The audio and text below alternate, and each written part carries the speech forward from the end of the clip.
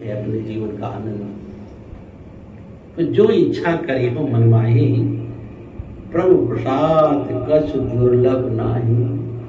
जो इच्छा करे हो, आपके अंदर भावना आए, वो परमात्मा किसी न किसी रूप में आपसे मिलने जरूर आएगा। चाहे वो भाई बन के आवे, चाहे माई बन के आवे, चाहे दाई बन के आवे, चाहे पड़ोसी बन करके आवे, चाहे रिश्तेदार बन करके आवे, किसी न किसी रूप में आपकी मदद करने आएगा।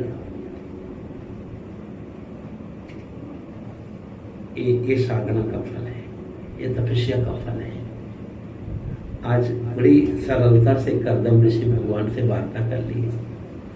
अब भगवान इतना विवश हो गए हैं कि स्वयं अपना पुत्र बनने के लिए अपनी माँ को स्वयं ढूंढ करके कर्दम ऋषि से मिला रहे हैं कि आप जो है, आप कर्दम ऋषि से विवाह कर लीजिए, मैं आपके घर में आने वाला हूं, कौन बताएगा।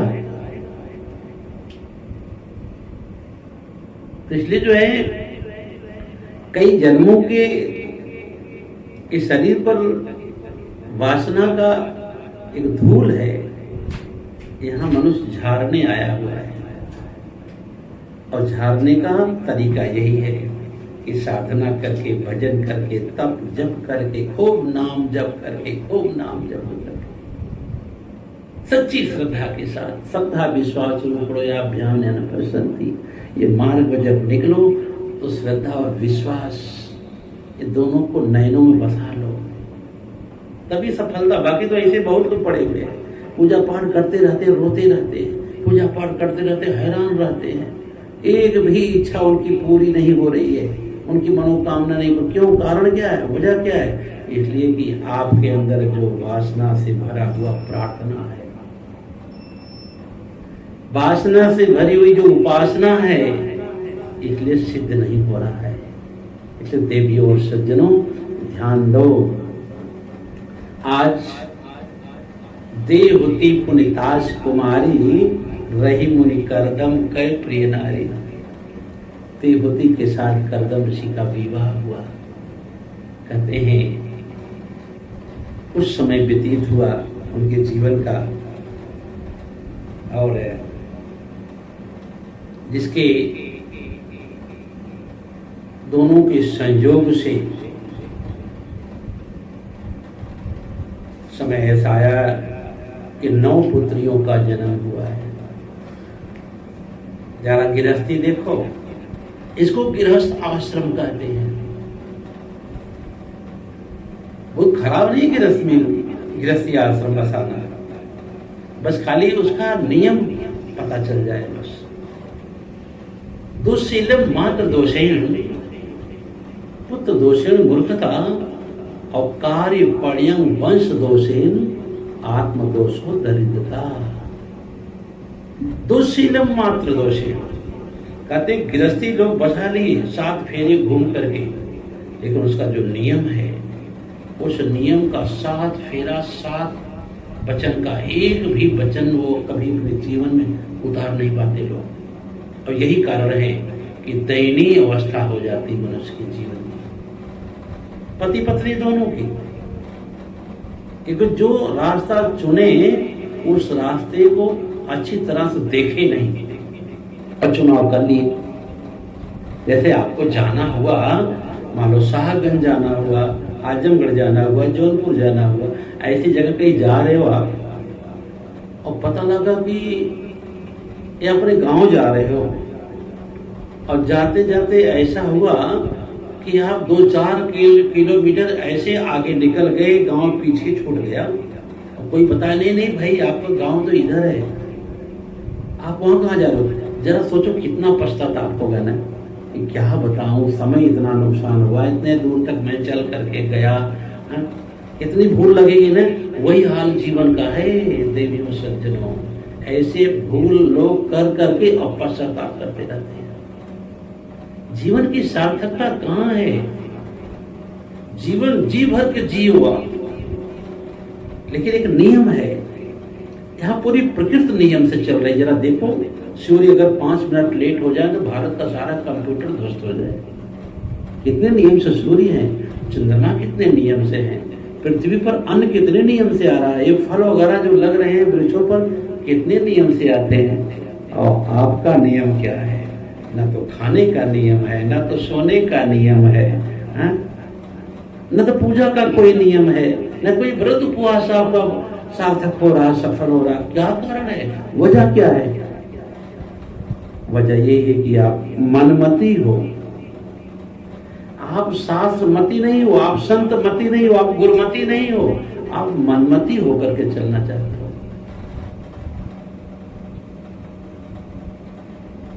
सबको सन्मत दे भगवान, कहते हैं सबको सन्मति, तो सबको सन्मति दे प्रार्थना तो होती है, हे प्रभु आनंददाता ज्ञान हमको दीजिए। प्रार्थना तो हो रही है, लेकिन प्रार्थनाओं में देखना है कि आपकी प्रार्थना वासना से तो नहीं भरी है। आज इनकी प्रार्थना पूरी हुई तो वासना की बात इन्होंने किया है, जब तक प्रार्थना प्रार्थना ही थी। कहते गृहस्थी इतनी सुंदर चली इनकी, और 9 कन्याओं का इन्होंने जब जन्म दिया है तो 9 कन्याएं वो साधारण नहीं थी। पुत्र जन्माए हैं, ठीक है, ये ऋण है, एक गृहस्थी ऋण है, पुत्र पुत्रियां जन्म लें।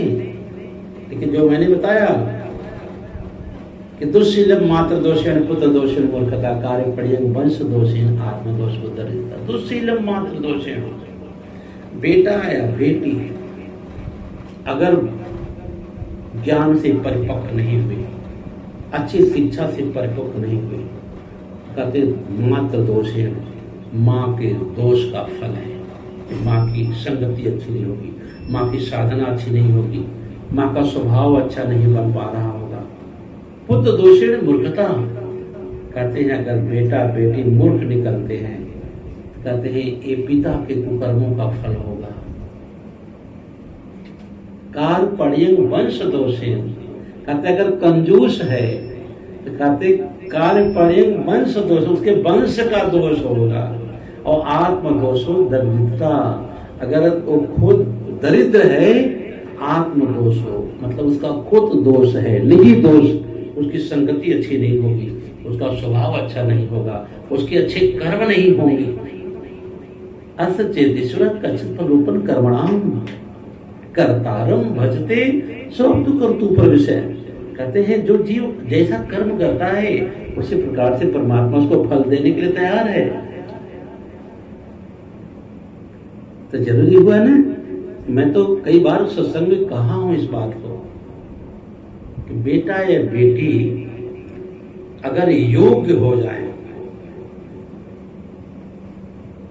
तो आप चाहे कितना भी गरीब हो, आपसे जैसा धनी कोई नहीं हो सकता। अगर आपके बेटा बेटी योग्य हो जाएं तो आपसे बड़ा धनवान कोई हो ही नहीं सकता है। और आप चाहे जितने धनवान हो, अगर आपके बेटा बेटी योग्य नहीं निकले तो आपसे बड़ा दरिद्र निर्धन कोई हो ही नहीं सकता है। अपने बेटा बेटियों को चोरों की तरह देखना चाहिए, चोर की तरह। अभी को हमारा मेरा बेटे बेटी चोर है क्या? नहीं, चोर नहीं है। अगर उनको इस दृष्टि से देख लिया गया तो एक न एक दिन वो साहूकार बन ही जाएगा। और जो अभी शुरुआत से ही साहूकार अपना बेटा बेटी बना दिए ना, तो भविष्य में चोर बन जाएंगे। शुरुआती जीवन का जो उनकी शैली है, उन पर निगाहें ऐसी पड़नी चाहिए जैसे चोर पर पड़ती है, तब जीवन अच्छा सच्चा होगा। जब एक रोटी नहीं पक सकती दोनों तरफ पलटने तक तावे पर, जीवन कैसे पकेगा? देवियों और सज्जनों, जीवन की सार्थकता यहीं पर है, गृहस्थ धर्म यही है। 9 कन्याओं को उन्होंने जन्म दिया और 9 कन्याएं साधारण नहीं थी। श्रवणम कीर्तनम विष्णो स्मरणम पद सेवनम अर्चनम बंदनम दास्यम सक्षम आत्मनिवेदनम। ये 9 प्रकार की जो कन्याओं को उन्होंने जन्म दिया है, ये कन्याएं साधारण नहीं थी, 9 भक्ति की तरह आई जीवन में, तपस्या से आ रही है ना। अब तो जैसे तैसे लोग पैदा करके छोड़ दे रहे हैं, जैसे जानवर पक्षी की तरह। जानवर पक्षी भी बल्कि बहुत लायक दिख रहे हैं कि वो पैदा करके अपने बच्चों को, जैसे वो लोग चलना शुरू किए ना, उनको उड़ा देते हैं, फिर अपना अलग उड़े, बच्चे अलग उड़े। और यहाँ तो मरते समय तक भी उनको बुढ़ापे में फुर्सत नहीं है अपना बेटा बेटियों को देखते हैं। इतना ताक झांक लगाते हैं, बुढ़ापे में उनको फुर्सत नहीं है। तब पक्षियां जानवर भी बल्कि तो अच्छे हैं, उनको कोई ममता नहीं है। जब उनके बच्चे कुछ बड़े हुए, चढ़े हुए ना, उनकी सारी ममता अपने बटोर लेते हैं। पक्षियां जानवर अपने ढंग से खाते पीते रहते हैं, और मनुष्य पूरा जीवन जाता है अपने बेटा बेटियों को पालने में, और तभी अच्छा रिस्पांस नहीं आता है। कर्दम ने तपस्यावश, उस तपस्या के प्रभाव से अपने यहाँ 9 कन्याओं का जन्म दिया है। वो कन्याएं साधारण नहीं, 9 भक्ति आई। कहते जिसके जीवन में, जिसके घर में 9 भक्ति आ जाए, उनके यहाँ भगवान तो आएगा ना, जरूर आएगा भगवान उनके यहाँ। आज करदम के यहाँ पहले 9 कन्याएं आई हैं, उसके बाद तब भगवान का अवतरण हो रहा है। ये जीवन होना चाहिए, ऐसा जीवन हो। घर को इतना सुंदर पवित्र बनाओ कि घर में जब प्रवेश करो तो जैसे जूता चप्पल उतारा जाता है ना, उसी प्रकार से अपना आवरण, जो अहंकार है माता पिता बनने का, जो क्रोध है, जो आवेश है, जो मालिकाना अंदर से अहंकार से भरा हुआ है, उसको जूता चप्पल की तरह घर के बाहर उतार देना चाहिए। तब घर में प्रवेश करो बड़ी निर्मलता के साथ, बड़ी सहजता के साथ। जो सहज होगा ना, वही परमात्मा दर्शन कर पाएगा। यहाँ सहज होने की बात है। निरंकारी व्यक्तित्व। घर ही में मंदिर बनैबे, तीर्थ जब घूम ना जइबे। घर ही में मंदिर बनैबे, तीर्थ जब घूम ना जइबे। घर ही में मंदिर बनैबे। अभी एक मंदिर की बात मैंने किया, घर को, जो कर्दम ऋषि का घर सजा, एक आपका शरीर भी एक मंदिर है। इसमें भी वातावरण आप शुद्ध रखो पहले। घर ही में मंदिर बनैबे, तीर्थ जब घूम ना जइबे। घूम न जइबे राम, घूम न जइबे। घूम न जइबे प्रभु, घूम न जइबे। घर ही में मंदिर बनैबे, तीर्थ जब घूम ना जइबे। मीठी मीठी बानी की व्यंजन बनैबे। मीठी मीठी बाणी की व्यंजन बनैबे। तो क्या होगा? कहते जिसके जीवन बाणी संयम में आ जाए ना, ये बाणी अब तो सरल मत समझना, जैसे आकाश वाणी है, जैसे ब्रह्म वाणी है, जैसे वेद शास्त्रों की वाणी है, जैसे गुरु वाणी है, उसी प्रकार से आपकी स्वयं वाणी भी इतनी प्रखर हो जाएगी ना कि आप जो कहे ना वो 90% सत्य होने लगेगा। जो आपने अपनी वाणी में एक ब्रह्मचर्य के रूप में आपने अगर रखा और प्रयोग किया, वो सत्य होने लगेगा। तो क्या करें? मीठी मीठी पानी की व्यंजन बनैबे। तुलसीदास जी लिखे हैं, बहुत सुंदर बातें हैं। ऐसी वाणी बोलिए मन का आपा खोए, औरन को शीतल करे आपो शीतल हुए। कौन कहा? कबीर साहब ने कहा है। तुलसी मीठे वचन से सुख उपजत चहुओर, वशीकरण एक मंत्र है, तेजिए वचन कठोर। मीठी मीठी पानी की व्यंजन बनैबे, मीठी मीठी पानी की व्यंजन बनैबे, संतन के दे दे घूमैबे, तीर्थ जब घूमै ना जैबे, घर ही में मंदिर बनैबे, तीर्थ जब घूमै ना जैबे। अब करदम ऋषि की बात सत्य हो रही, देखो उनके वाणी का प्रवचन देखो। पार ब्रह्म का बेटा बनैबे, पार ब्रह्म का बेटा बनैबे, गोदी माल ले खेलैबे, तीर्थ जब घूमै ना जैबे, घर ही में मंदिर बनैबे, तीर्थ जब घूमै ना जैबे, पार ब्रह्म का बेटा बनेगा। आज पार ब्रह्म को करदम ऋषि की तपस्या, उनकी वाणी का संयम भगवान को बेटा बना लिया। नवधा भक्ति के बाद, नव कन्याओं के बाद करदम के यहाँ कहते हैं भगवान का अवतरण होता है। कर्दमं बिल्मापन्नो जग्गे निर्विदारुण, तस्यां बहुतिथि काले भगवान मधुसूदनः, कार्दमं बिल्मापन्नो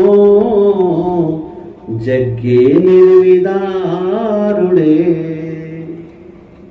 कहते तस्याम बहुतिथि काले भगवान मधुसूदनः, कहते बहुत समय व्यतीत होने के बाद, नव कन्याओं के जन्म के बाद भगवान का अवतरण होता करदम के यहाँ। कहते हैं कपिल के जन्म लेते ही करदम ऋषि अपनी पत्नी को कहते हैं कि अब मेरा समय आ गया है विवेक तपसी वनम, तपस्या करने के लिए। पत्नी ने कहा गृहस्थ धर्म का कर्तव्य बनता है अपनी कन्याओं का विवाह करिए, हे ऋषिवर तब आप तपस्या करिए। देखो कोई ममता नहीं है, कितने कितने भाव से बातें हो रही है, कितना त्याग है इनकी बातों में। आवाज वासना से हमेशा सनी हुई बातें होती है। देवती ने कहा कि हे ऋषिवर आप जा सकते हैं, गृहस्थी के धर्म को आपने अपनाया है, इसलिए पहले कन्याओं का विवाह कर लीजिए, अपनी गृहस्थी को पूरा कर लीजिए। कहते हैं करदम ऋषि रुक करके 9 कन्याओं का विवाह अच्छे अच्छे ऋषियों से किए, अच्छे अच्छे ऋषियों से किए। और हर माता पिता का कर्तव्य बनता है, देखो अपने बेटे बेटियों को सुयोग बनाने के लिए पहले उनको साधना में रखो। जब सनक सनंदन सनातन सनत कुमार ये ब्रह्मा के पुत्र थे, हृदय से निकले हुए थे, इनकी जब ख्याति बढ़ी, इनका चारों तरफ यश होने लगा, गुणगान होने लगा, तब ब्रह्मा के 3 कन्याएं थी, नैना सुनैना और सुतकीर्ति।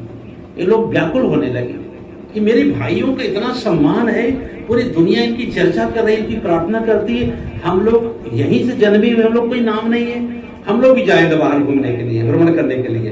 ब्रह्मा जी ने कहा नहीं, आप लोग भ्रमण नहीं करना, अभी आप लोग तपस्या करना है, पहले तपस्या करो। बोले तपस्या तो करेंगे क्योंकि हम लोग चाहते हैं हमारे भाइयों से भी ज्यादा हम लोग नाम हो जाए। करदम जो सनक सनंदन सनत कुमार की तपस्या का जो रंग चढ़ा था, इन देवियों ने कहा कि हम लोग भी हमारे भाइयों से ज्यादा सम्मान मिल जाए। कभी कभी देखने में आता है प्रतिस्पर्धा है। तब ब्रह्मा ने कहा कि तपस्या करो। उन्होंने तपस्या किया है तब उनका नाम बढ़ रहा है। कहते हैं ये तीनों देवियां खूब तपस्या की है। करदम जो ये ब्रह्मा जी ने आशीर्वाद दिया तीनों देवियों को कि आपकी तपस्या व्यर्थ नहीं जाएगी, ठीक है आप तपस्या करो, मैं आपका वर्ण करता हूं और आपके संयोग से बहुत अच्छा नाम वाली कन्याएं पाओगे तुम लोग। कहते वही ब्रह्मा जी के द्वारा नैना की शादी हिमांचल से हुई, पार्वती पैदा हुई। सुनैना की शादी जनक जी से हुई तो सीता जी प्रकट हुई। और सुतकीर्त की शादी कहते वृषभान से हुई तो राधा जी प्रकट हुई। देखो जरा लीला, पहले कितना नाम हुआ है लोगों का। माँ का भी नाम हुआ उन्हीं बेटियों से, ठीक है। कितनी सुंदर गृहस्थी चली। इसलिए साधना करो, पहले साधना करो। ये साधन इसीलिए मिला है, साधन धाम मोक्ष कर द्वारा पाए निजी परलोक समारा। साधना करो, देखो हमारी साधन की सारी व्यवस्थाएं परमात्मा पूरा करेगा। तस्याम बहुत तिथि काले भगवान मत शोधना।